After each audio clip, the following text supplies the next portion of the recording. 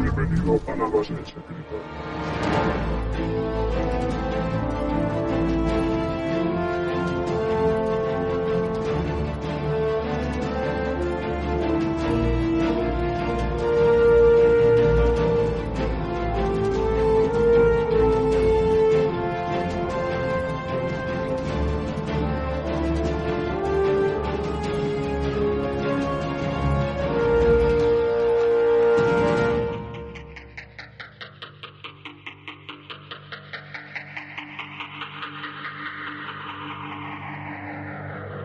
Accediendo a sala de mando.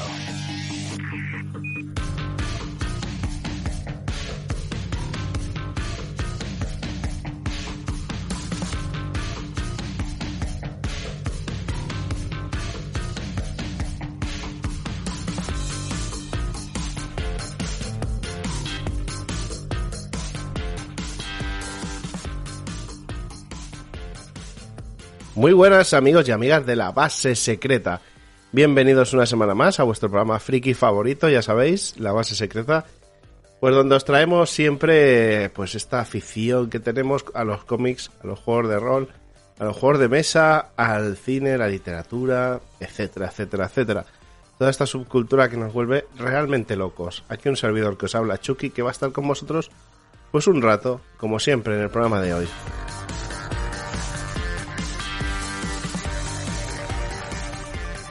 Bien, para aquellos que seáis los veteranos de la base, sabéis que dentro de muy poquito, escasamente un mes, bueno, en un mes estaremos acabando ya, pero en menos de un mes empiezan lo que se llama la fiesta de las fallas de aquí de Valencia. La mayoría de los agentes somos de aquí de Valencia y ya sabéis que esta etapa, este momento del año, pues es un poco complicado para nosotros a la hora de grabar, sobre todo personalmente para mí, porque yo me dedico profesionalmente precisamente a eso, a la construcción y diseño de fallas aquí en Valencia. ¿Qué ocurre? Que pues que como todos los años, cuando se acercan estas fechas, aquí arde, nunca mejor dicho, el ambiente. Hay mucha actividad dentro del mundo lúdico fallero, lúdico festero, y hay muchas responsabilidades.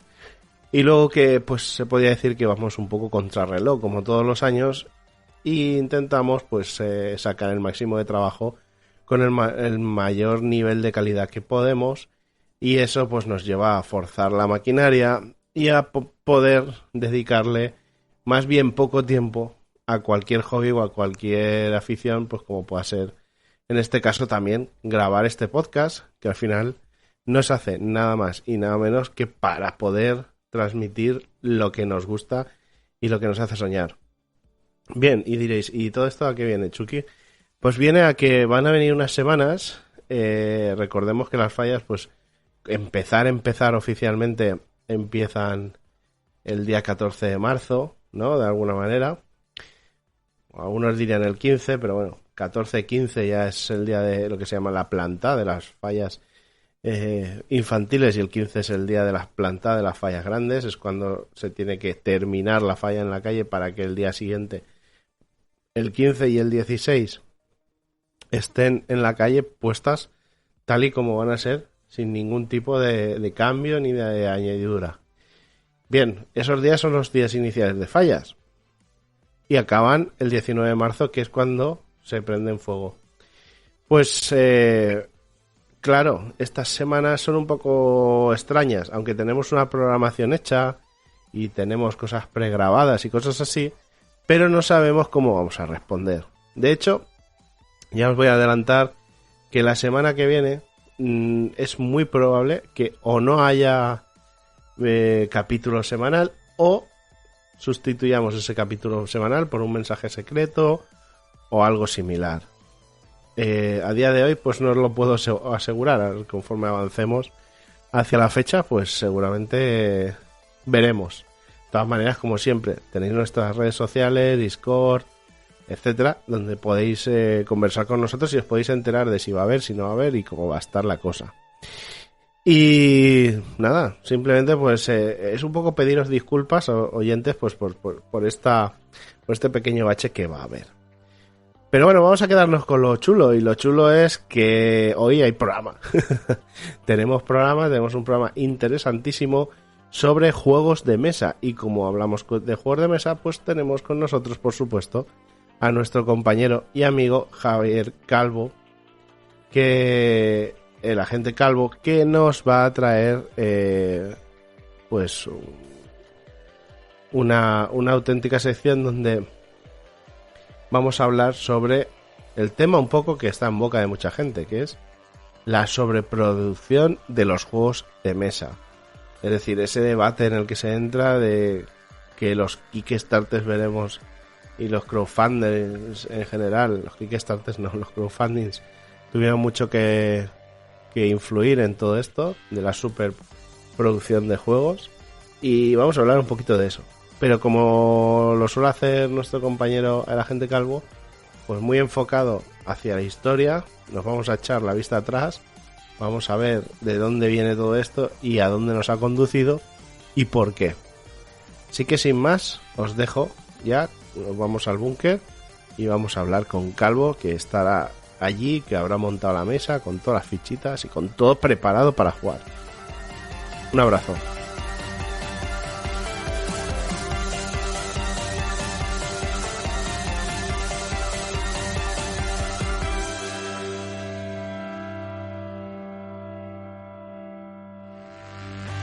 Desbloqueando Búnker.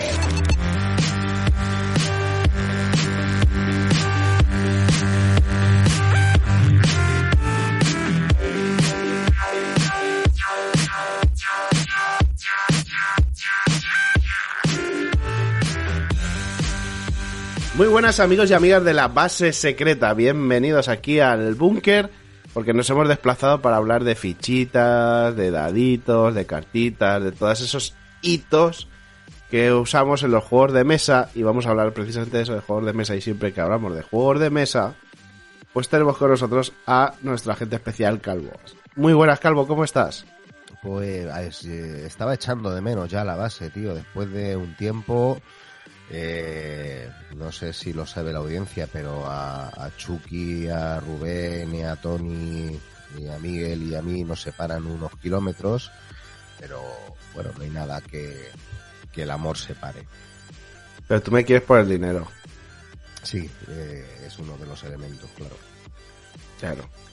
De todas maneras, a Rubén déjalo por ahora de lado también.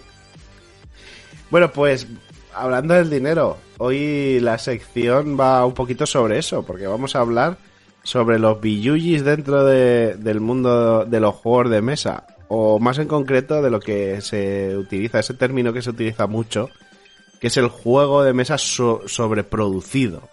Cuando nos encontramos esos juegos que quizás tengan más mandanga de la que le toca, ¿no? Se podía resumir así en plan muy cani, ¿no? La frase. Sí, bueno, es un término que yo por lo menos lo llevo escuchando unos años. Yo no sé si esto se utilizaba antes o no. Ahora vamos a hacer un poquito de repaso histórico, volvemos a hacer un poquito de cronología, pero de un tiempo a esta parte pues yo creo que se ha convertido en parte de la jerga lúdica y de la jerga jugona. Muy bien, pues vamos a empezar, a ver, ¿por dónde le atacamos a esto? Hombre, yo creo que vamos a empezar precisamente eso, por la definición, porque, bueno, si te vas a la RAE y, bueno, y te pones a buscar un poco el término, dónde aparece y de dónde sale, realmente es un término que hemos rescatado, que hemos trasladado de la economía. Hay una definición que hemos encontrado por internet que viene a decir que la sobreproducción en economía es la acumulación de inventarios invendibles en manos de la empresa. Es una medida relativa que se refiere al exceso de producción sobre el consumo. Esa tendencia a la sobreproducción de productos básicos puede conducir a un colapso económico en la economía capitalista. Y ponen como ejemplo pues que la crisis del 29 fue el resultado de una crisis de sobreproducción que comenzó unos años antes, ¿no? O sea, nos viene a decir que, bueno, pues eso, que es un término económico, que sobreproducir es cuando las empresas hacen una mayor producción de elementos, una mayor producción que la demanda es capaz de soportar. Y pues nos hemos traído ese término al mundo de los juegos de mesa para hablar un poco de lo que nos da la gana. Porque yo creo que una definición canon no existe como tal. Lo que yo he interpretado aquí, que por supuesto es un concepto que ahora veremos es un tanto subjetivo, pues implicaría una mejora en la producción de los juegos, especialmente en los componentes. Es decir, una mejora, unos añadidos en la producción de los productos, de los juegos de mesa, y ahí empieza a abrirse el debate. Una producción que es necesaria o no, aporta algo o no, mejora la experiencia de juego esa sobreproducción, esa mejora de los componentes, esos añadidos, o simplemente es un fenómeno comercial que busca pues incentivar las ventas o mejorar los márgenes. Es decir, estas serían quizá las dos maneras de interpretarlo y de verlo, y que ahí entra el punto subjetivo de cada uno. La sobreproducción, bueno, eso ayuda a la experiencia de juego o solo sirve para ganar más billuis. Bueno, también tiene algo de competencia, ¿no? Quizá. O sea, quiere decir que al final a veces se sobreproducen juegos para estar por encima de la competencia. Es decir, al final un juego, vamos a poner, no sé, de aventura, de trenes, ¿vale? El típico juego de trenes, ¿vale? De construir trenes. Pues tienes varias opciones y a lo mejor hay un juego que, pues, ha invertido mucho en que los trenes sean todo, pues, maquetitas de trenes pintadas y todo, incluso, y que, pues, los billetes que es la moneda de cambio o lo que sea, pues está impreso con un papel muy similar al de un billete real, o intenta simular ese tipo de cosas. El tablero quizás sea más rígido que el otro tablero, o sea, pero no tanto por mejorar la experiencia de juego a lo mejor, sino también por competir con tus contrincantes de mercado, ¿no?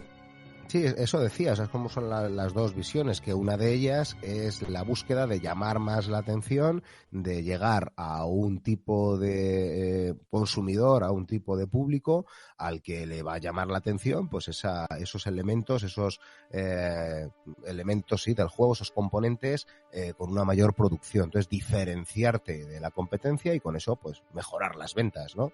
O otra de los argumentos es que el hecho de sobreproducir los juegos, el hecho de que haya mejores componentes, permita justificar los aumentos de precio y por tanto además jugar ahí con el margen y ganar más pasta gracias a eso. Bueno, son algunas de las visiones y algunos de los debates que, bueno, pues son últimamente un tanto recurrentes. Hombre, así a bote pronto te diría que sobreproducir un juego no debe ser tampoco lo más barato del mundo. Quiero decir que bien, que tú dices, no, es que lo voy a meter en una caja, este juego, una caja más grande de lo normal, porque va a llevar más figuras donde antes eran, yo qué sé, siluetas de cartón o cartas o lo que sea, y vamos a justificar que el juego vale 80 euros, por decir algo. Pero a lo mejor esas figuras son caras. Sí, o luego te comes el juego. Luego vamos a hablar precisamente de eso, de si la sobreproducción desde un punto de vista comercial es también una medio trampa, o como no ajustes realmente bien los márgenes o las ventas, pues igual puede generar el efecto contrario y no suponerte un éxito en lo económico, sino todo lo contrario, con lo cual efectivamente esto es una cuestión de la que ahora vamos a hablar. Pero bueno, para seguir centrándonos en qué aporta la sobreproducción realmente a los juegos y a la experiencia lúdica, nos vamos a ir a un puntito teórico. Nos vamos a referir a Leblanc como, bueno, es uno de los autores que habla mucho sobre teoría de juego y que expone una hipótesis sobre los placeres del juego. ¿Cuáles son los elementos? ¿Cuáles son los componentes? Lo que hace que el juego sea placentero para los jugadores, y habla pues de una serie de elementos: la expresión, el reto, la comunidad, la experiencia en comunidad, las historias y las narrativas que se generan, las sensaciones, la exploración, y pues dentro de estos elementos yo diría que hay algunos especialmente vinculados con este concepto de sobreproducción. Por ejemplo, la sobreproducción puede mejorar, es algo, insisto, muy subjetivo, pero podría mejorar uno de esos placeres, que es la sensación. La sensación referida a que cuando tú te sientas delante de un tablero, delante de un juego de mesa, de dados, etcétera, además de la experiencia lúdica, de la experiencia comunitaria, de la experiencia social, de la experiencia del propio juego, de la mecánica, etcétera, hay un punto sensorial, hay un punto perceptivo. Hay muchos jugadores a los que les gusta toquetear los dados, toquetear los componentes, las miniaturas. Hay fricazos que les encanta destroquelar o abrir por primera vez un juego y meterse ese chute de oler el juego cuando lo abren.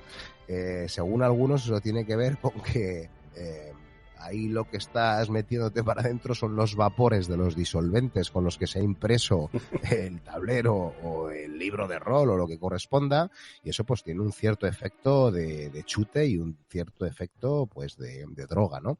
Bueno, al margen de la cuestión de los olores, toda la cuestión de que los daditos molen, de que estés tocando unas fichas pesadas o unas monedas de metal, pues todo eso mejora la sensación, la experiencia sensorial, y eso pues es un extra, es un añadido a la experiencia lúdica. Insisto que va a haber gente más receptiva a esto y otra a la que le dé lo mismo. Y a la vez podría mejorar la experiencia de la inmersión dentro del juego, especialmente cuando hay un punto más temático, y que pueda mejorar, por tanto, el placer que habla LeBlanc de la historia y la narración.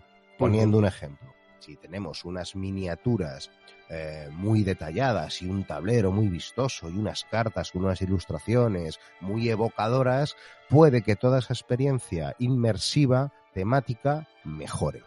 Aquí, igualmente, vamos a tener jugadores a los que esto les encante y que, bueno, incluso con cualquier piececita ya se sientan inmersos, y como ya vean una miniatura, pues tengan esa capacidad para transportarse y esa capacidad de abstracción mucho más desarrollada. O, en el otro extremo, vamos a tener gente que, por más que le pongas mucho lore, que le llaman los modernos, ¿no? Mucha ambientación y mucha parafernalia, lo que van a estar viendo ahí son sumatorios y están viendo exclusivamente la mecánica y son incapaces de meterse. Con lo cual hay mucho de subjetivo en esto, y de ahí que haya pues tanto debate, pues esto es útil o esto no es útil, en función de cada uno cómo lo viva y cómo le vaya la vaina. Y ahí pues, bueno, intuyo que hay procesos psicológicos detrás de ello en los que no vamos a entrar ahora. Bueno, pues esta sobreproducción, insisto, dirigida a la sensación o a la inmersión, a la historia-narración como uno de los elementos. Pero tenemos otro que puede estar más justificado respecto a las mecánicas. ¿Cómo? La sobreproducción puede contribuir a mejorar las mecánicas. ¿Y cómo es esto, Calvo? Pues vamos a poner ejemplos.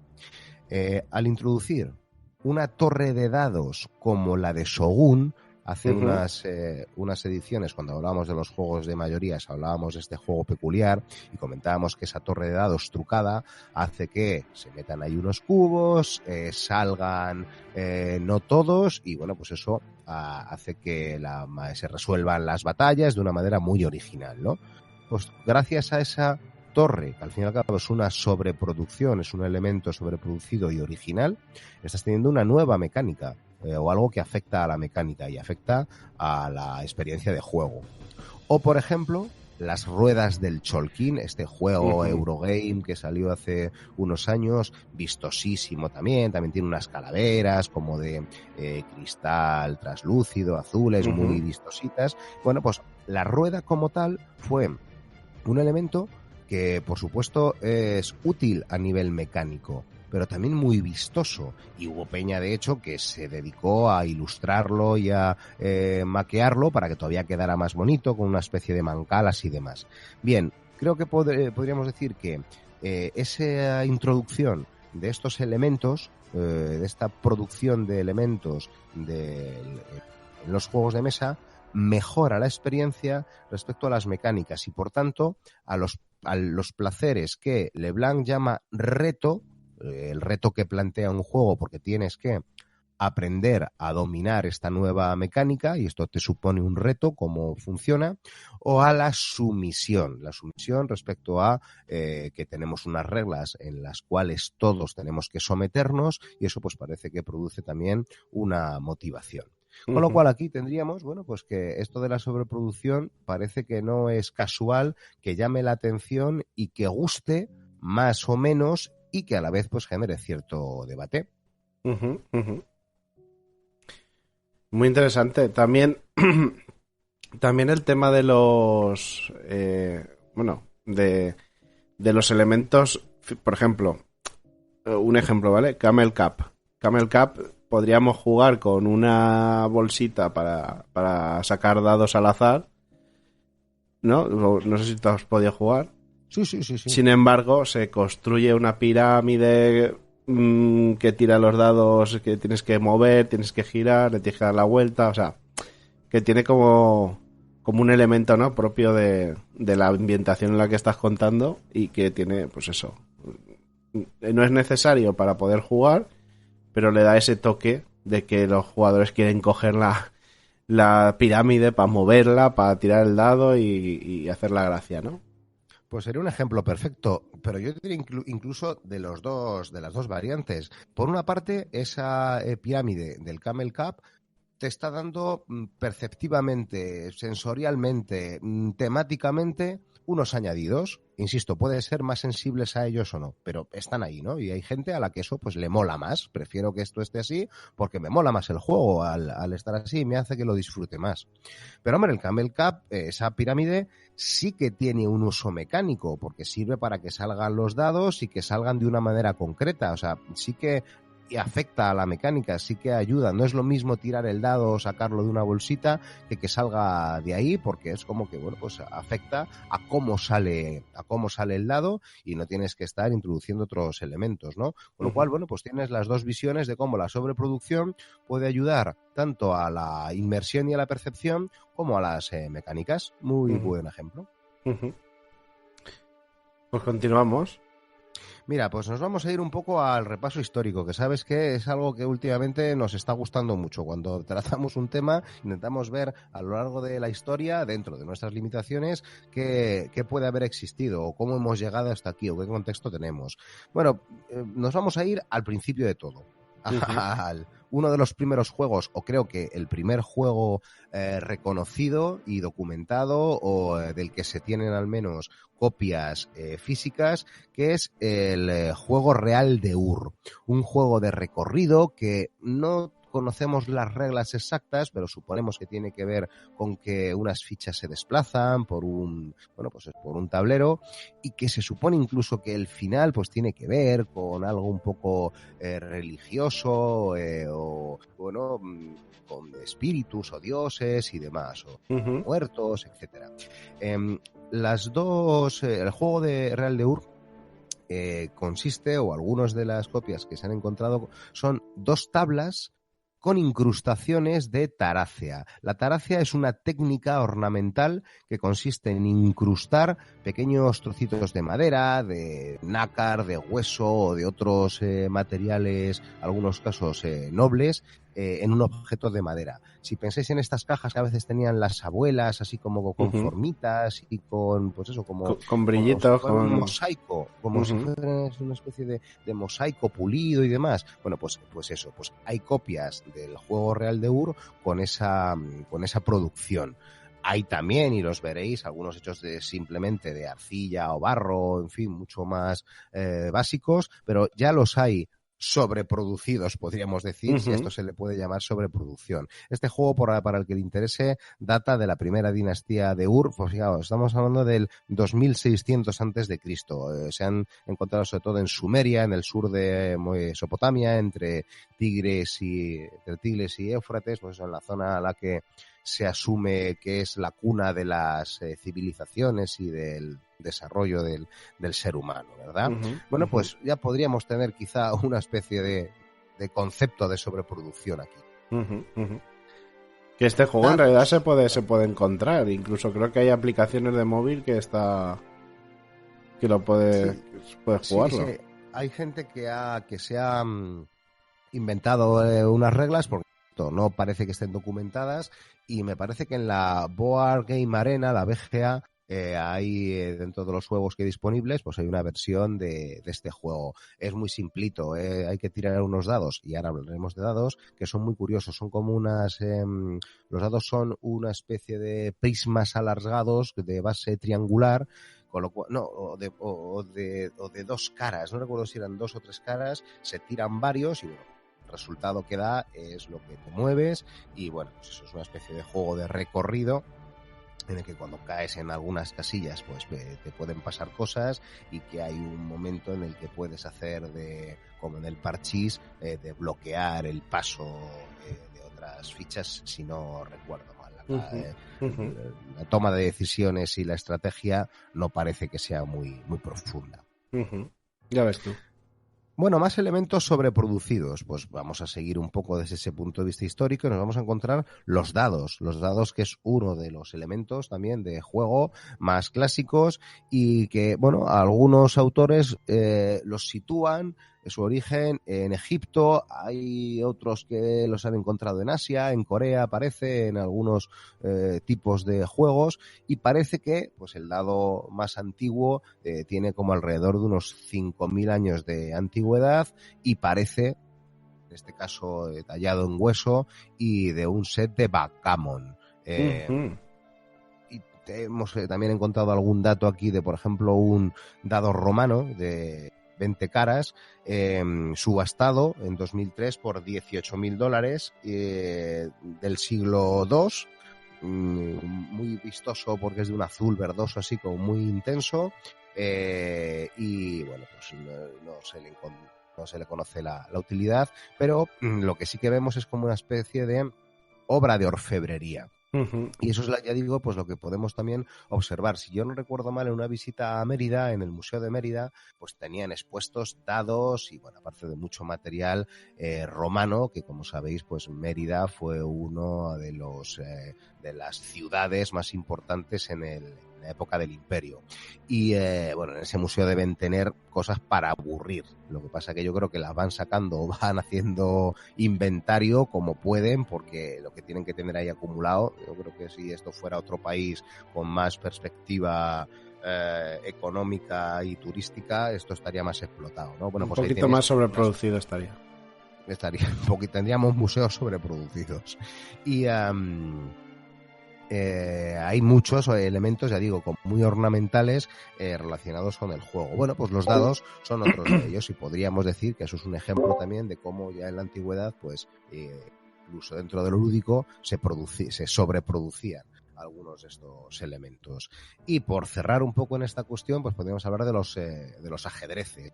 El ajedrez, que es un juego, bueno, dentro de los clásicos que podríamos decir en esta Europa occidental, bueno, he encontrado a uno un tanto más contemporáneo, me parece que es de los años 60, años 70, me parece que un diseñador de ajedrezes muy prestigioso, que se subastó por $100.000, pero hay algunos que superan con mucho esas cifras. Bueno, pues seguro que haciendo un poquito de búsqueda vamos a poder encontrar juegos de ajedrez, juegos como el Go, juegos tradicionales, juegos antiguos, por así decirlo, con unas producciones, pues bueno, pues como en oro, plata, con tableros también chapados en oro, bordeados en oro y plata, en fin, sobre lo que podríamos decir una sobreproducción, porque Ujú. si ya no es sobreproducir, hacer fichas en oro, que me explique a mí alguien qué es sobreproducir. Muy bien. Bueno, pues seguimos con los juegos de mesa contemporáneos. Vamos a acercarnos un poco más en el tiempo. Sí, nos vamos a dar un salto. Y bueno, aquí es verdad que lo vamos a sesgar un poco quizá con nuestra experiencia, ¿no? La experiencia que hemos tenido con los juegos de mesa y lo que conocemos, porque bueno, yo creo que no es muy desacertado decir que en el siglo XX la producción de los juegos de mesa por lo general se caracteriza por la austeridad. ¿Por qué? Bueno, pues vender juegos de mesa desde un punto de vista genérico pasa por reducir los costes y maximizar las ventas, ¿no? Entonces, por lo general, lo que tenemos son juegos con tableros simples, con fichas, con tokens de cartón o lo más baratos posible, con dados comunes y sin demasiada rimbombancia, e incluso tiradas de juegos que pueden ser más minoritarias o para un público más minoritario, como hablábamos la semana pasada del Diplomacy o el Civilization, que son juegos del 59. Esos juegos que podría pensarse que al ser tiradas más pequeñas hay más posibilidad de hacer unas producciones un poco más cuidadas, pues tampoco. Son juegos, pues eso, austeros, por así decirlo, funcionales, perfecto, pero austeros. Y en general los juegos populares, los grandes ventas en general siguen el mismo patrón, pudiendo existir alguna excepción de alguna edición de lujo, de algún juego puntual, pero no era la norma. Bueno, el rey un poco también de esta economización de los productos en los juegos es los juegos reunidos, tío. O sea, eso, o la baraja Fournier, porque eso sí, con una baraja sí que tienes ahí cientos de juegos. Sí, también, pero que en juegos reunidos me acuerdo que las fichas valían para un montón de juegos. Claro. O sea, iba variando todo, todas eran tableros de cartoncito dobladitos que ocupasen poco espacio, pero pues eso, muy austeros en ese sentido, ¿no? Muy básicos, que no eran ni de cartón duro ni tal, si podían ser cosas de papel.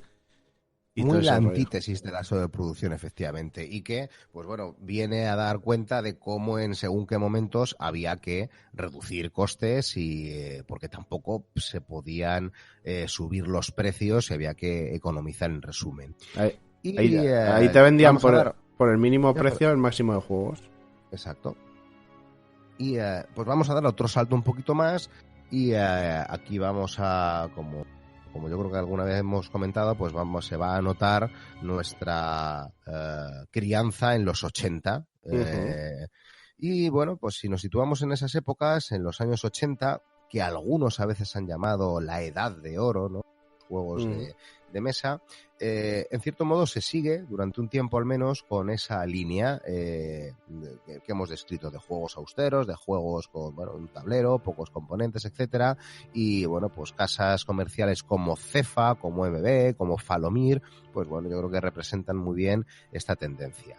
Pero fijaos que aquí ya puede intuirse una especie de sobreproducción o de proto-sobreproducción o de inicios de sobreproducción o de coqueteos con este concepto, con lo que algunos recordaréis o algunos podréis consultar por internet, los juegos en 3D. No sé si recuerdas tú, Chucky, cuando Cefa y MB empiezan a sacar juegos en los que ya los tableros van en 3 dimensiones. Había que montarlos, había que hacer un mínimo montaje, ¿no?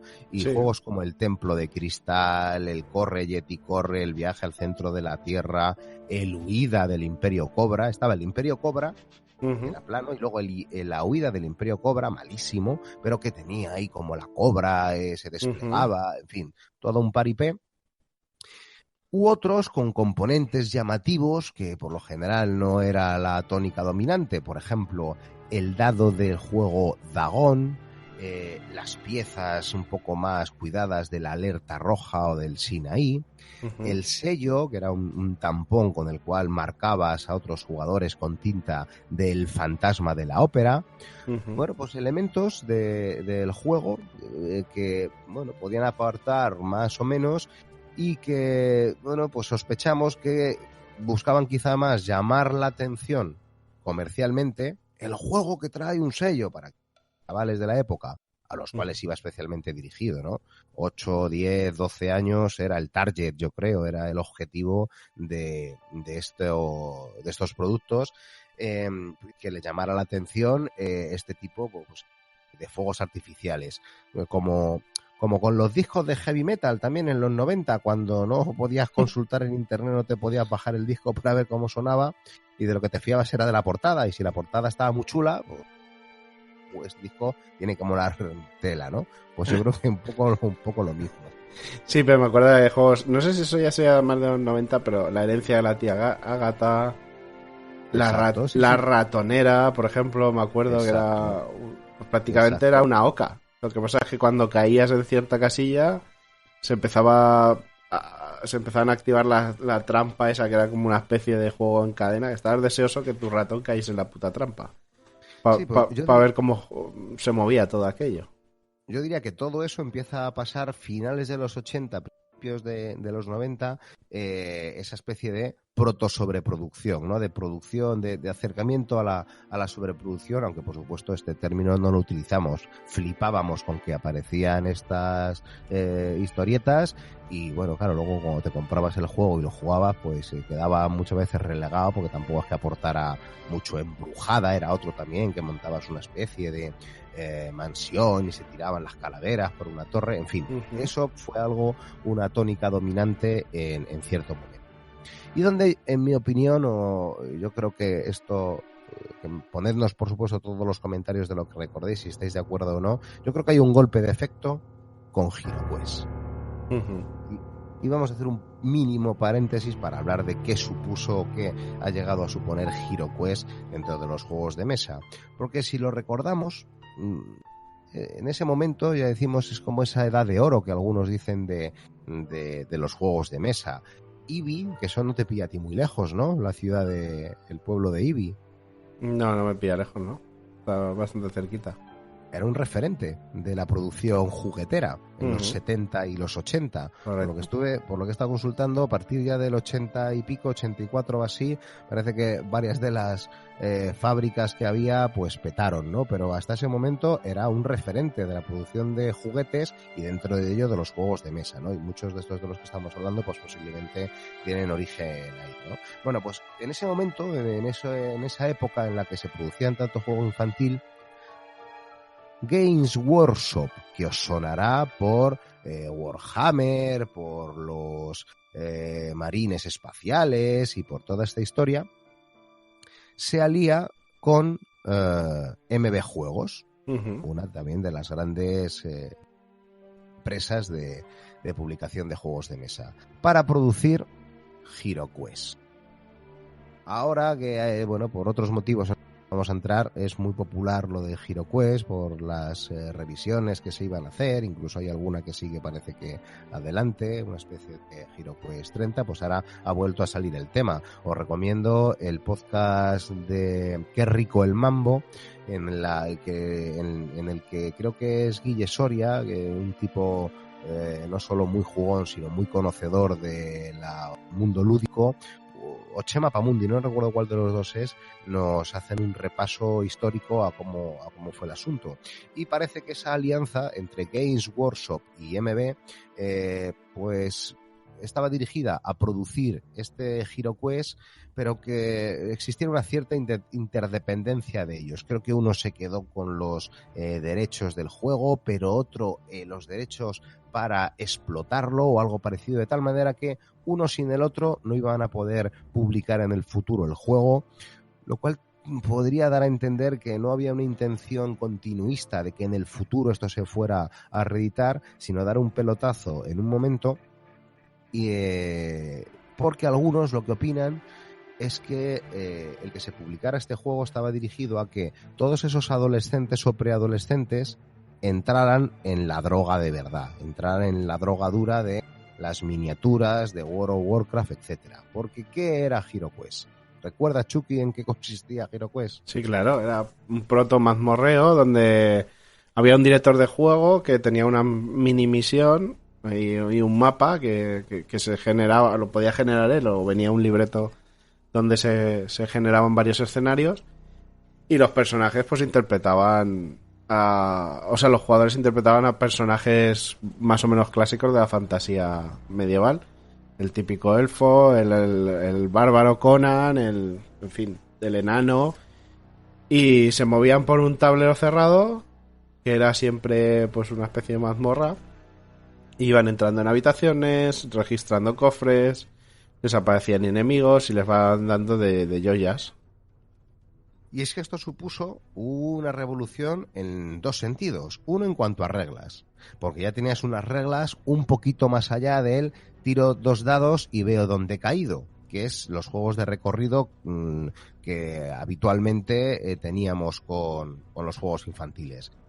Y luego también el sistema de campaña, que eso fue completamente original. Es decir, era un acercamiento a los juegos de fantasía y un acercamiento a la temática de la fantasía medieval.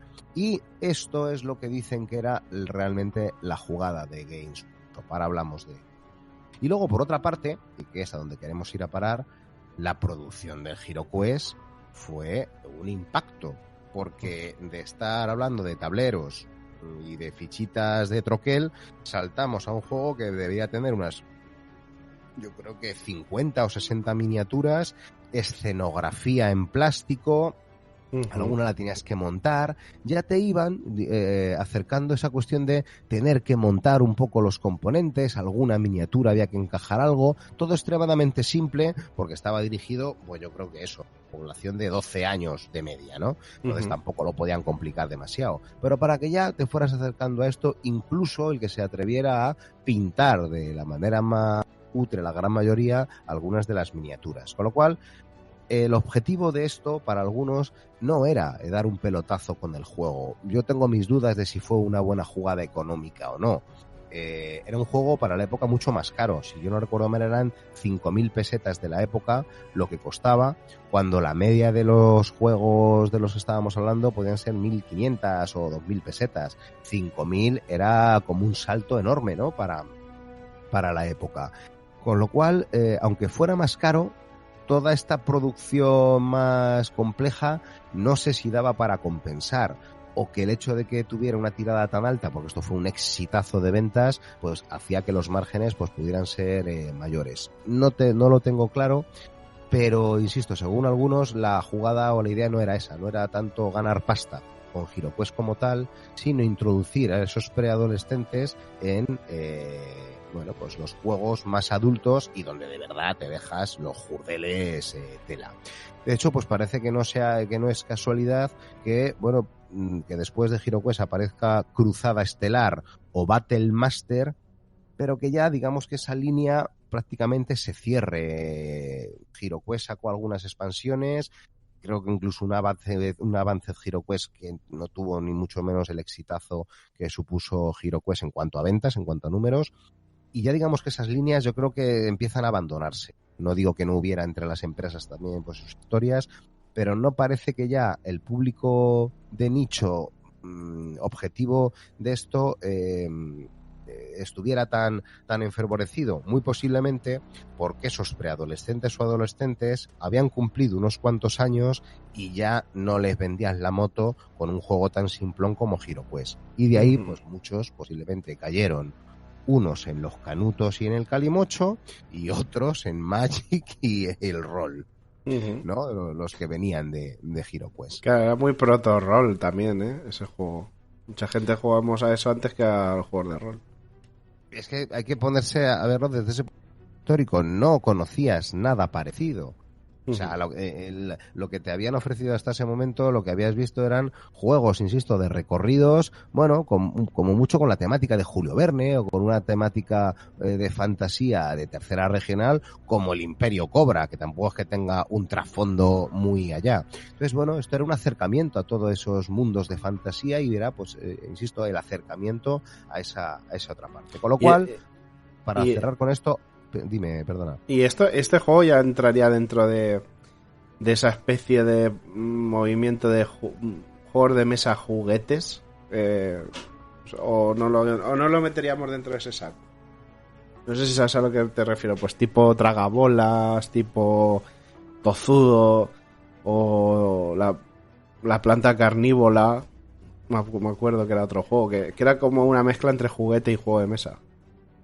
Hombre, yo diría que HeroQuest sí que pretende poner unas reglas de juego y que las reglas de juego y la experiencia de juego y las mecánicas, a pesar de ser simple, que ahora nos parezcan muy simplonas, pero fueran el núcleo. Vuelvo a insistir en que eso estaba dirigido a un público de 10-12 años que no estaba acostumbrado además a leer reglas. Con lo cual ya la complejidad que tenía yo creo que era bastante adaptada a que fuera accesible y que sembrara pues el interés por ir un poquito más allá y que luego pues que ahora con esto pues fuera al avance HeroQuest, etcétera. Vale. Cruzada Estelar, pues ya digo, yo creo que tiene también alguna regla un poquito añadida, pero creo que un poco también se distancia de esto que dices tú, se distancia un poco de juegos más simplones en los que la psicomotricidad o la experiencia visual es la principal y donde, bueno, es todo un poco más azaroso. Aquí ya empieza a haber una intención de que haya estrategias y demás. Sí.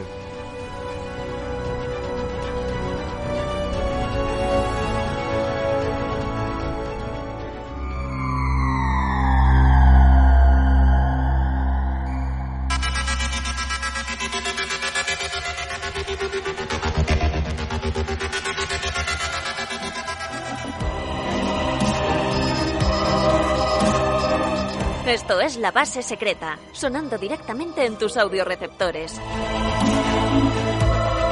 Disfruta con los agentes especiales de los mejores juegos de rol, de mesa, videojuegos, literatura, cómics y subcultura friki en general. Transfórmate en agente secreto y difunde nuestro mensaje. Contamos contigo, agente.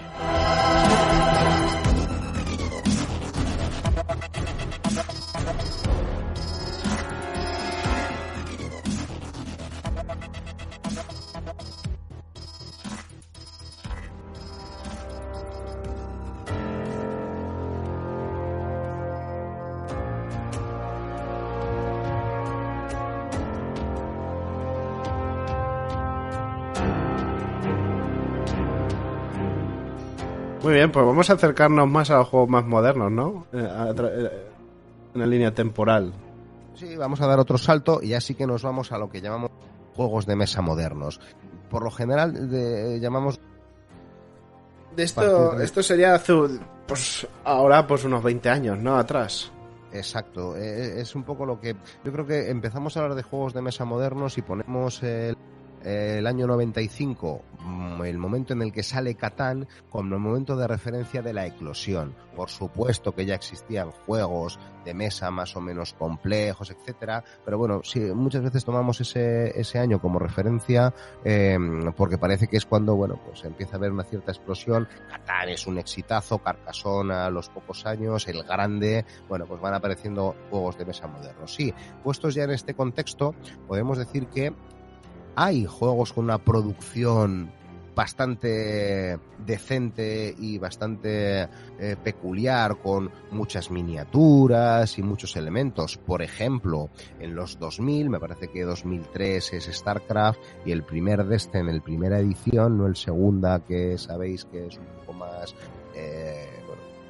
poco más contenido, ese primer Destiny, ese primer StarCraft, los juegos que llamamos tipo ataúd porque tienen un tamaño enorme, venían muy cargaditos de figuras, eran un poquito más caros para la época, pero claro, a precios en los que comparado con lo que pasa ahora, que comentaremos, pues sí que nos parecen también muy económicos para lo que era el momento. Y ahí ya pues tenemos esa quizá una cierta sobreproducción, aunque yo diría que no se utilizaba tanto el término para referirse en ese momento a este concepto, ¿no? Yo creo que no había tanta, o no era tan recurrente al menos el debate de que esto está sobreproducido, es que se han pasado, es que tal. Bueno, pues existía el producto, era un poco más caro, pero bueno, entraba dentro de cierta lógica y bueno, pues ya empezábamos a tener algunos de estas cosas.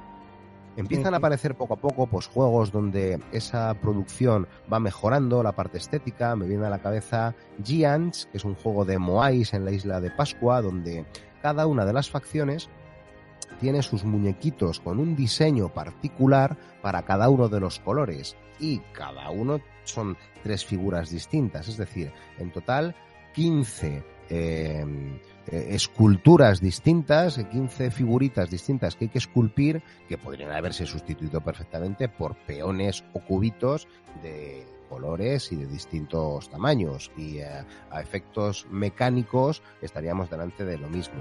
O Ciclades, que sí creo que es un poquito posterior, debe ser de 2008, 2009, 2010, una cosa así, donde exactamente igual, cada jugador tiene unas unidades y unos barquitos que tienen un diseño distinto. Es una producción a la que no estábamos acostumbrados, esta diferenciación y esa inversión de pasta en que eso tenga esas mejoras.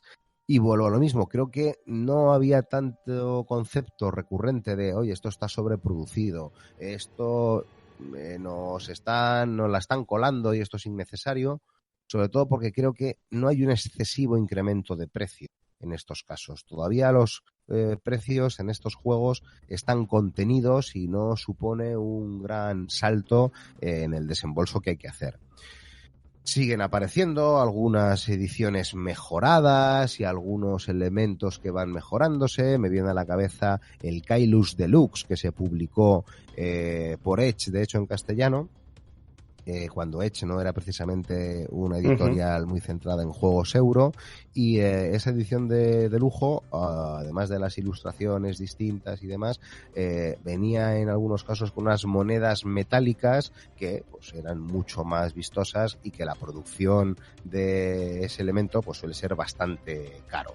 Con lo cual, poco a poco van apareciendo ejemplos de producción mejorada en los juegos, pero quizá, bueno, yo creo que no se percibe tanto, por lo menos no levanta tanta polvareda como la llegada de lo que en mi opinión es la revolución en el concepto de la sobreproducción, y cuando esto se empieza a extender y se empieza a popularizar, lo empezamos a criticar y se abren 1000 debates, que es la aparición de las plataformas de mecenazgo, tipo Kickstarter, etcétera. Que digamos que la motivación original, más romántica, lo que nos viene a decir es que juegos que no se hubieran publicado de otra manera, se publican porque hay compañías pequeñas o particulares que gracias a este concepto de mecenazgo se arriesgan, porque no tienen que arriesgar la pasta, sino que dependen de si se la financian previamente, y por tanto pueden diseñar ese tipo de producciones que querían. Se permiten realizar el juego que querían con la producción que querían. Algo que las compañías tradicionales pues a veces se lo tenían que pensar muy mucho porque suponía riesgos. Hacer una mejora de producción de elementos, de componentes que encarecía el producto y no saber si esto se va a vender o si subir los precios va a generar un efecto de rechazo y que por tanto te los tengas que comer, pues es algo que una compañía grande muchas veces se lo tiene que pensar 2 veces o no se lo va a permitir. Sin embargo, pues gracias a las plataformas de mecenazgo, pues empieza a aparecer gente que dice, mira, yo quería darme el capricho de hacer esto, y a lo mejor no voy a ganar ni pasta, pero es que quería publicarlo, ¿no? Y empiezan a aparecer, pues bueno, yo creo que este tipo de marcianadas o este tipo de sobreproducciones o de caprichos, en el mejor de los sentidos, a la hora de publicar cosas. La gente va soltando los billetes y también se ven un poco obligados a sobreproducir los juegos, ¿no? De alguna manera. Este es lo que pasa después. O sea, yo creo que cuando empieza el efecto, el fenómeno de las plataformas de mecenazgo, nadie sabe. Y lo que te digo, pues unos cuantos locos dicen, mira, a mí yo tenía el capricho de sacar este juego con estos componentes, con esta sobreproducción, y a ver qué pasa. Y bueno, voy a ver si saco pasta o no saco pasta, pero mi capricho es sacarlo porque yo quiero tener este juego publicado.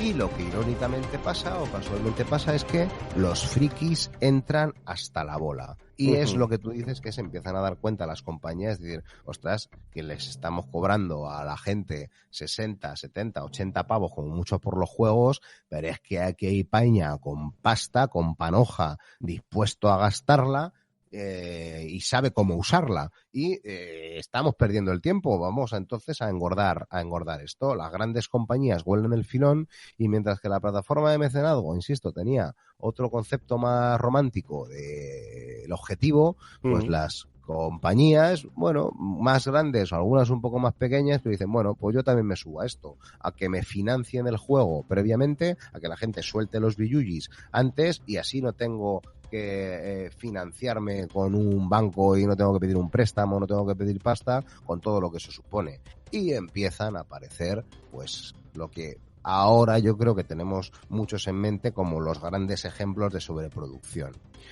Y por poner algunos ejemplos, Zombicide o Zombicidio, como lo queremos llamar, creo que es el primero, o uno de los primeros al menos, quizá el más popular, que revienta el concepto de mecenazgo, de plataformas de financiación, con un éxito rotundo. Y hablamos de ventas en millones de dólares y de no recuerdo cuántas copias en la primera edición, que luego se ha ido repitiendo. Y claro, ahí es donde ya se confirma que esto de la sobreproducción, de vender muchos componentes exclusivos, etcétera, gusta a los frikis y a ella se van sumando al carro poco a poco muchas editoriales, muchas empresas, algunas emergentes, otras un poco, bueno, con ya cierta experiencia, y se rompe el mercado, en mi opinión, o se abre o se amplía el mercado a este concepto. Eso te iba a decir. Luego también entran por los fabricantes de muebles que tienen que hacer mesas más grandes y resistentes. No estoy diciendo ninguna tontería, porque efectivamente empiezan a aparecer estas mesas además personalizadas, que al fin y al cabo es una sobreproducción también en otras cuestiones que tienen que ver con el metajuego, pero eso empieza a aparecer. Bueno, algunos ejemplos he puesto más de juegos. Blood Rage además, que está inspirado en un juego que ya había estado publicado, no recuerdo el nombre ahora, y que lo que tenía eran pues tokens de cartón y un tablero mucho más simplón, y aquí pues nos encontramos también con unas charracos, figuras. Exacto. Muy chulas, la verdad es que este juego es muy bonito, Sí, muy, muy vistoso, pero a mí lo mismo, en mecánicas fue a mí personalmente es lo que yo esperaba, pues eso, más juego, y al final lo que me encuentro es algo que, bueno, pues no es lo que yo esperaba. El juego en mecánicas yo creo que está mucho más en el draft y en la selección de acciones que, bueno, en la interacción y demás. Pero bueno, ese es otro debate. Vamos a otro salto, en mi opinión, cuantitativo, que es el Chulu Wars. Hasta aquí estábamos hablando de juegos en los que, bueno, ya suponía un salto respecto a costes a lo que en ese momento se estaba acostumbrado. Que, insisto, juegos de más de 60 euros no eran bastante infrecuentes, salvo el mundo de los wargames, que va aparte, ¿no? Pero por lo general los juegos más populares no pasaban de esa cifra, salvo alguno muy puntual, insisto. Pero claro, Zombicide y estas cosas ya empiezan a irse a los 100 y pico pavos, con la premisa de que, bueno, de que trae muchas cosas. Chulu Wars da otro salto. Y el all-in, todas las cajas del Chulu Wars se va a 600 pavos. 200 el juego base, pero la cantidad de añadidos de 1000 historietas se te va a 600 pavos. Salario mínimo interprofesional. De aquella época. Entonces, hay debate. ¿Hay una justificación temática a esto? Que es lo que pretendía también decir Petersen. No, es que este juego, para disfrutarlo, tiene que ser así de mastodóntico, porque da un salto cuantitativo en cuanto a el que sirve, pero también en cuanto al tamaño de las miniaturas, que en aquel momento yo no recuerdo si había algún juego con esos tamaños de un Astur tamaño puño real, de un tío hecho y derecho, o de una tía hecha y derecha, vaya. Estar aquí con el heteropatriarcado. Y un chulu de 20 centímetros de alto y, bueno, pues eso, una sobreproducción. Claro, bueno, pues para algunos era innecesaria, porque dice, bueno, si esto se podría jugar con tokens. Y efectivamente, el juego es muy bueno mecánicamente. Pues como antes decíamos, pues aquí está un poco la subjetividad de cada uno. A mí, el otro placer que aporta la vistosidad y el tener esa monstruosidad, pues para mí implica una inmersión temática y para mí está justificado. A mí no me importa gastarme, o me parece, bueno, justificado gastarme 200 pavos en el juego, como todo esto, en mi opinión, que no soy coleccionista, yo tengo los juegos para jugarlos, si después lo vas a la mesa. Y yo al Chulu Wars casi van 100 partidas lo que le llevo metido. Este te gusta más que los churros sin azúcar, ¿eh? Este me encanta, este ya sabes que me encanta. Entonces, hombre, me parece que lo tengo bastante amortizado, me parece que es un que mereció la pena. El que se compró el All-in de 600 pavos y lo tiene cogiendo polvo, bueno, pues yo qué sé. Cada cual lo hace lo que quiere. Pero volviendo al tema de la sobreproducción, da un salto. Es indiscutible que en ese momento es como, bueno, se nos está yendo la olla. Estamos hablando de 600 pavos por un juego. Pues, bueno, pues este fue quizá uno de los precursores, o el precursor, diría yo. Irónicamente, parece que no fue excesivamente rentable. De hecho, creo que la compañía Petersen tuvo algunos problemillas al calcular los gastos de envío y no sé si llegar a palmar pasta, pero vamos, lucrativo. A pesar de las cifras, creo que tampoco fue en exceso la primera tirada. No sé si luego, pues con las posteriores oleadas, que ya me parece que van por la tercera, esto lo fueron compensando. Pero me suena que esa primera tuvo ciertos problemas de ajuste, lo cual abre ese otro debate, ¿no? De cuánto margen realmente tienen los juegos de mesa, y que a pesar de que veamos ahí campañas de millones o de cientos de miles de dólares o de euros, ojo que a lo mejor no se está ganando tanta pasta porque la producción, gastos de envío, etcétera, trabajadores, escultores, etcétera, tienen un coste que supera mucho la recaudación que se haya hecho. Y luego calcula los pesos de esas cajas, los transportes, es que sí, es muy complicado. Los gastos de envío de este, creo que en este caso no los calcularon bien y por completo, porque claro, había que enviar, vete a saber cuántas cajas, a cuánta peña y a qué países, con las tarifas de vete a saber de según qué zonas, enviar kilos y kilos de cajas, con lo cual creo que ahí tuvieron problemillas financieros o económicos, de cálculo de pasta. Venga, algún ejemplillo más. Kingdom Death Monster, otro salto cualitativo, pero ya metidos en la obscenidad, pues bueno, igual no nos sorprende tanto. 1.666 pavos era el precio del all-in de este juego. Un juego también muy vistoso con miniaturas, no eran tantas en cantidad, pero eran miniaturas que había que montar y que los personajes podías ir construyéndolos en función de lo que les equipabas. Con lo cual, pues bueno, era especialmente llamativo, la calidad era brutal, y no solo de las miniaturas, que había algunas, ya digo, espectaculares. El interese que busque Kingdom Death Monster por Google y que vea imágenes de miniaturas pintadas por profesionales que vais a alucinar. Es que era todo, las cartas, los tokens, la caja, que era enorme y con un peso brutal. En fin, es como otro ejemplo hablamos de él en capítulos anteriores de la base, estuvimos hablando de este juego.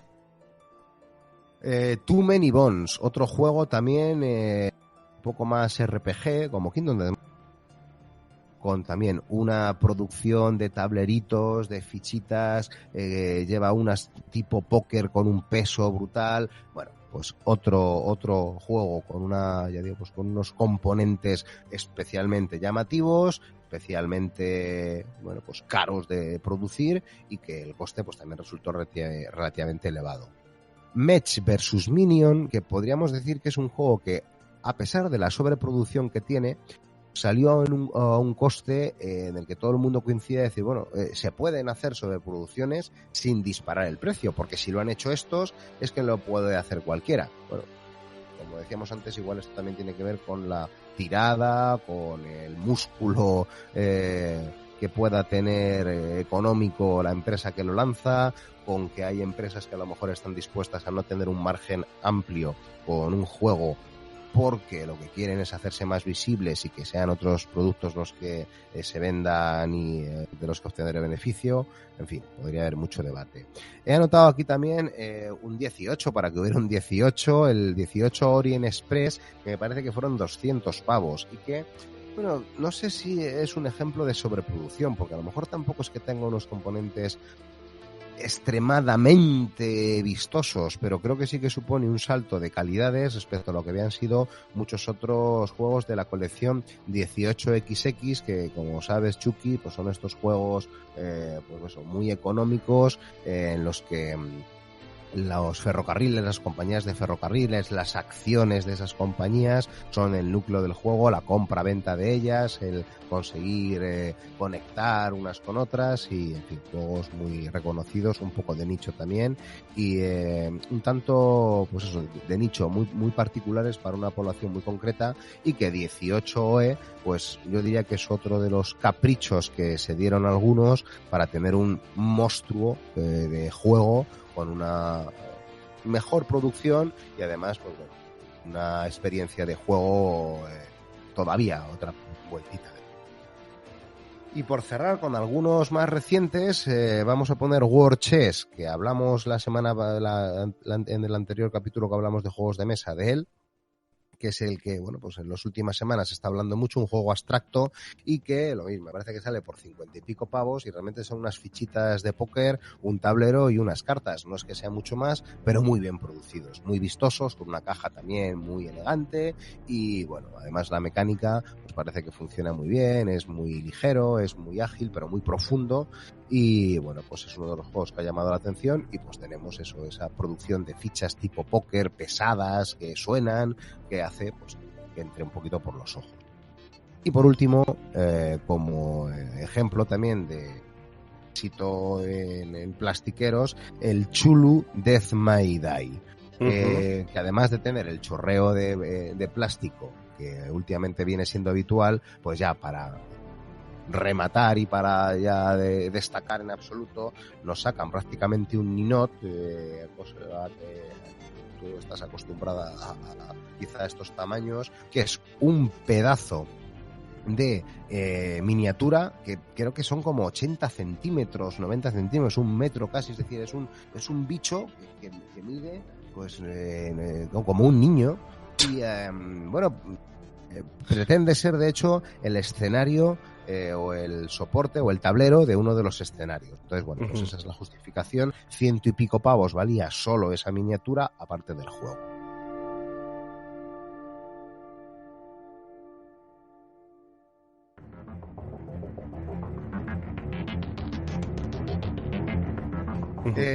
Bueno, vamos a hacer un pequeño comentario por cómo una de las críticas de la sobreproducción es esta cuestión del plástico por el plástico. ¿Por qué? Porque muchas de estas campañas de mecenazgo en lo que se basan es a voy a sacar muchas miniaturas más y la gente me va a comprar muchas miniaturas casi por comprarlos al peso.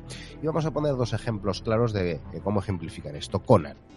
Conan es un juego que a mí me encanta, que me parece que mecánicamente está muy bien pensado, que fueron un poco precipitados a la hora de sacar la versión ya definitiva, porque todavía tenían un reglamento que podían haber especificado un poquito mejor, que generaba algunas dudas, pero que aún así, si estabas más o menos actualizado por la BGG, entendías las excepciones y mecánicamente funcionaba y estaba bien pensado. Sin embargo, una de las cuestiones que hicieron fue al juego base que tenían pensado y testeado, empezar a meterle un montón de añadidos, tanto dentro de los stretch goals, de los regalos que te dan, como el de los add-ons, de lo que pagabas tú por tu cuenta. Y eso hizo que nos llegaran unas cajas con una cantidad de componentes, de figuras que no tenían en ese momento escenarios con los que jugarse, no tenían reglas. Tenías hasta el dromedario de Conan, al que le mete un puñetazo, ese lo tenemos y yo no sé para qué va. Con lo cual, pues bueno, es como que la propia compañía empieza a encontrar que es un éxito tan grande que yo creo que en algunos casos hasta se inventan elementos para, bueno, pues seguir engordando la maquinaria de, oye, que vamos a recibir muchas recompensas, que vamos a recibir mucho plástico. Y luego ese plástico pues no te sirve para nada. Insisto, en mi caso no es que me preocupe, porque con el juego base llevo igual como 50 partidas y no echo de menos esa otra cuestión. pero sí que creo que da para comentar lo absurdo que es empezar a comprar cajas y cajas y tener una cantidad de elementos o de componentes que a lo mejor no vas a usar nunca, ni te hace falta usarlo nunca, ni aporta nada al juego, ni lo necesita. Hay que disfrutar más de los juegos base, que ya muy rejugables son, si es que el juego está bien hecho. Y Mythic Battles, que podríamos poner un ejemplo parecido. Mythic Battles ya existía, de hecho, una copia, una versión en cartón. Y aquí vuelven a reeditarlo, hacen algún retoque con alguna regla, pero empiezan a sacar lo mismo, cajas y cajas y cajas, de tal manera que el all-in me parece que se iba a unos 500 pavos. Y la cantidad de cajas no sé si eran 18 o 20 en cuanto a añadidos. Cosas que o te centras mucho en jugar ese juego o no vas a explotar en la vida, porque es una cantidad de material, en mi opinión, innecesario. Con el juego base y algunos de los añadidos que te venían en el Kickstarter ya te da para jugar 3 vidas. Y lo mismo, sobreproducción en el sentido de, bueno, pues ya los dioses eran tochísimos, de 10 o 12, 15 centímetros, una cosa así, pero ya pues doblan también la apuesta con los titanes gigantesco.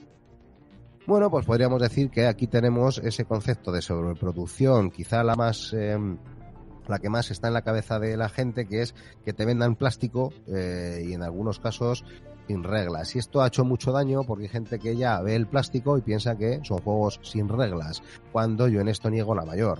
Conan, como juego base, es un juegazo y muy profundo. Chulu Wars, a pesar de esas miniaturas, no es un juego que solo sean miniaturas, pero no puedo negar que en otros casos, juegos de Cool Mini or Not, algunos derivados, pues es verdad que no es que haya un gran juego detrás todas esas miniaturas, pero hay que saber diferenciar el grano de la paja.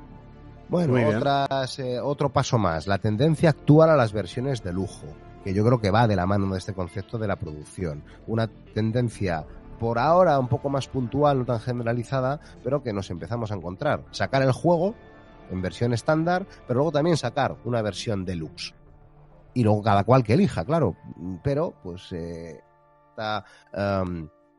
este filón que han visto editoriales, decir, espera, que hay gente dispuesta a gastarse 120 pavos en un juego, en un Eurogame que antes se gastaban 40, en cuanto le meta 2 cositas por aquí, un tablero un poco más tal y unas miniaturas o unos elementos un poco más. Con lo cual, pues bueno, esa tendencia yo creo que la vamos a ver, y yo diría, atrevo a hacer un poco de Nostradamus, que se va a incrementar en el futuro, que vamos a ver incluso en géneros en los que no estamos acostumbrados, pues eso, como extractos o como los euros, esta tendencia a sobreproducir con la subida de precios correspondiente. Y bueno, por ir cerrando, yo creo que podría comentar las otras formas de sobreproducción, que en mi opinión son lo que hacen juegos genéricos, como por ejemplo Jungle Speed, con el hecho de tener una bolsita, un tótem llamativo, las cajas metálicas como en La Isla Prohibida, o las cajas así un poco cookies como Story Cubes. Al fin y al cabo son 9 dados, pero con la tontería de venir en una cajita que se abre hacia arriba con el imán y tal. Para todo el público menos jugón, para el público generalista, que normalmente compra juegos de menos de 20 pavos, hace que eso pues le entre un poco más por los ojos, y yo creo que eso anima las ventas. En mi opinión, eso también es una forma de sobreproducción. No es necesaria la bolsita, no sería necesario un diseño de un token tan cuidado como tal, o las cajas metálicas. Sin embargo, eso pues en cierto modo justifica los precios de este tipo de productos. El pasar de caja pequeña a caja grande, Ciudadelas, por ejemplo. Ciudadelas, que era un juego de cartas y unas moneditas, de caja pequeña, de ese formato que hacía Edge, y las últimas ediciones te pasan una caja mucho más grande, una caja mediana de las que llamábamos antes, y eso también hace que se incremente el precio, simplemente por tener una caja más grande. Estamos ante el mismo juego. Y bueno, pues por último, pues yo creo que podríamos, ejemplo, ya las ediciones de lujo también, quizá, ¿no? Sí, es lo que decía antes, o sea, o de aniversario. Es una cosa que ha empezado a aparecer, ¿no? Las versiones de lujo, que se dieron cuenta de esto, ¿no? Se puede sacar la edición estándar, luego también la edición de lujo, porque hay peña dispuesto a pagar pasta, y bueno, pues eso, cada cual elija. ¿Que a ti no te interesa tener componentes más cuidados? Pues juega con los troqueles estos más simplones. No, iba a poner como último ejemplo algo un poquito más fuera de los juegos de mesa estándar, que eso es algo que pasó hace unos años con las cartas de póker. Si recordáis, hace 10-12 años hubo un boom del póker en España y había programas de póker por la noche y bueno, la gente en general se hizo un tanto popular, ¿no? Y si yo no recuerdo mal, se empezaron a introducir las cartas de las barajas de plástico. En lugar de no plastificadas, como normalmente suelen ser. Sí, que la carta en sí era como una especie de pequeño carne. Sí, era plástico y barajas de plástico que se hicieron también un tanto populares, y eso pues bueno, pues como última guinda, como último comentario de lo que podríamos llamar juego sobreproducido. Para cerrar, como opinión personal, ¿no? Y como análisis, a mí personalmente me gusta la sobreproducción para juegos muy contados, que son los que meto en colección, porque yo de un tiempo a esta parte compro muy poco. A mí no me importa gastarme algo más de pasta para tener un producto mejor diseñado, mejor producido, porque por lo general le voy a dar uso. Entiendo la crítica también por los coleccionistas a los que se les están disparando los precios y cada vez les es más complicado seguir tanto el ritmo de publicación como encarecimiento de los precios. Pero ya digo, a mí que lo narrativo, lo inmersivo me llama la atención, pues prefiero tener un This War of Mine con miniaturas y con unas ilustraciones más cuidadas y un tablero a doble cara que esté chulo, o un tablero montado en Labyrinth o en Cuba Libre, que las versiones austeras que había antes, aunque esto suponga pagar algo más de pasta. Pero como en todo, esto es subjetivo y respeto y entiendo al que opina lo contrario, que la sobreproducción pues no le aporta nada realmente y que más bien le perjudica porque lo que hace es aumentar. Claro, te tira muchas veces para atrás. Esto, ya digo, de la economía de cada cual, que yo, Chucky, creo que estoy comprando últimamente cada 4 meses, cada 6 meses. Uh-huh. Con el único que me estoy metido un poquito más, que me supone un poco más de pasta, es el Arcan Horror de cartas, que cada X tiempo pues tienes que comprarte un pack, ¿no? Y que bueno, pues como va poco a poco es como que no lo noto, pero salvo eso, y tampoco te creas que me estoy comprando muchas campañas, es que me compro juegos muy de allá para cuando. ¿Cuál? Pues si cuando toca me tengo que gastar 100 pavos o 100 y pico pavos, o alguna pequeña campaña de Kickstarter, es de las pocas que me meto. Etherfields, por ejemplo, estoy en ella, y Tainted Grail, pues me parece que en cada una me había dejado 120 o 130 pavos, pero creo que voy a tener juego ahí para horas, porque son campañas que ya te digo yo que me voy a preocupar por exprimirlas. Entonces, pues ya digo, esto es muy subjetivo y muy personal, cada uno pues como le vaya. Uh-huh.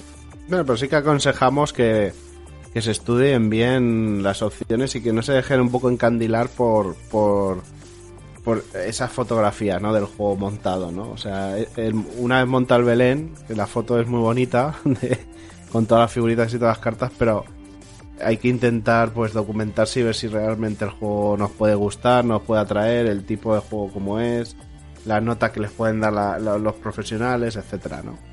Antes bueno, de... muy bien, esto es yo que Sí. Que exista Mythic Battles, que exista Chulu Wars, pero que también exista Chulu Death May Die, es que hay que saber separar el grano de la paja.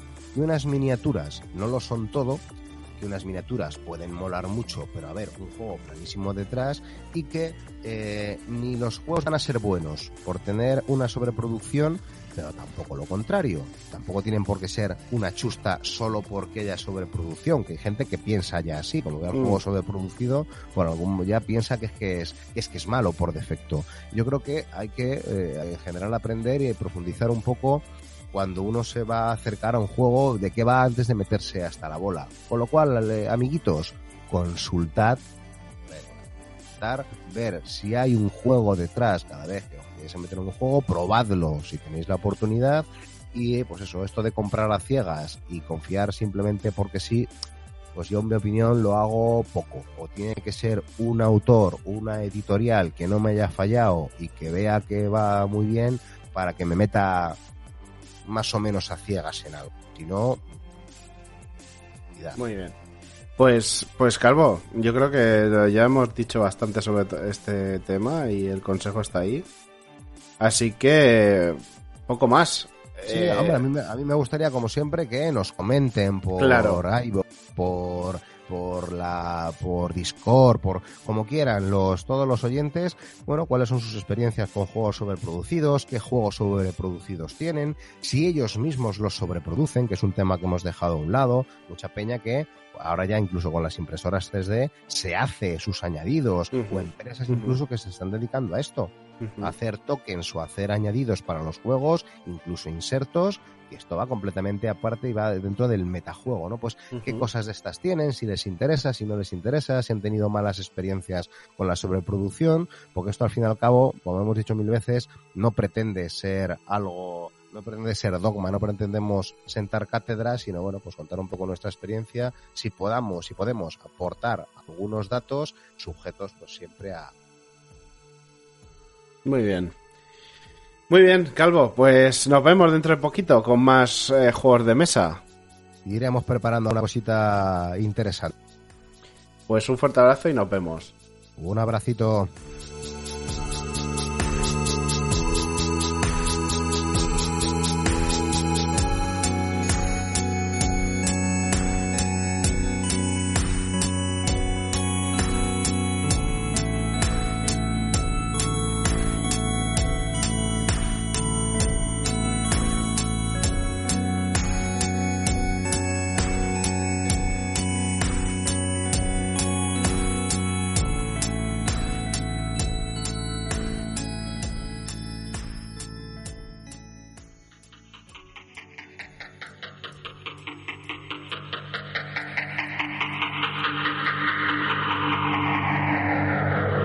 Accediendo a sala de mando.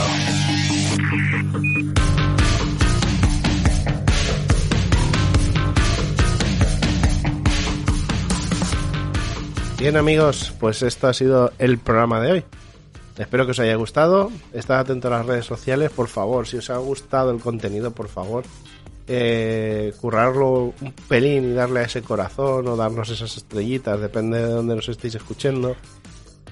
Compartirlo en vuestras redes sociales, hacérselo llegar a todo aquel que sepáis que está dentro de la afición o que creéis que le puede gustar, más que nada porque queremos llegar al máximo audiencia posible.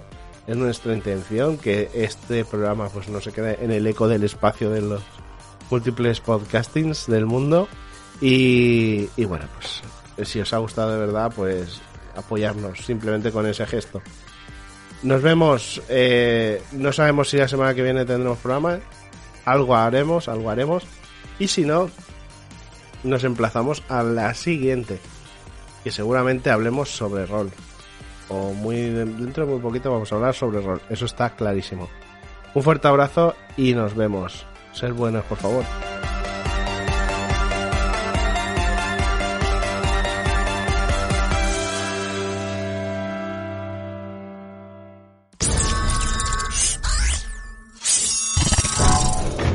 Agentes, podéis escucharnos en iVoox, iTunes, Google Podcast, Spreaker y Spotify como La Base Secreta. También puedes mandarnos un email a labasesecreta@gmail.com. Únete a la comunidad de agentes en Discord buscándonos como La Base Secreta. Contamos contigo, agente.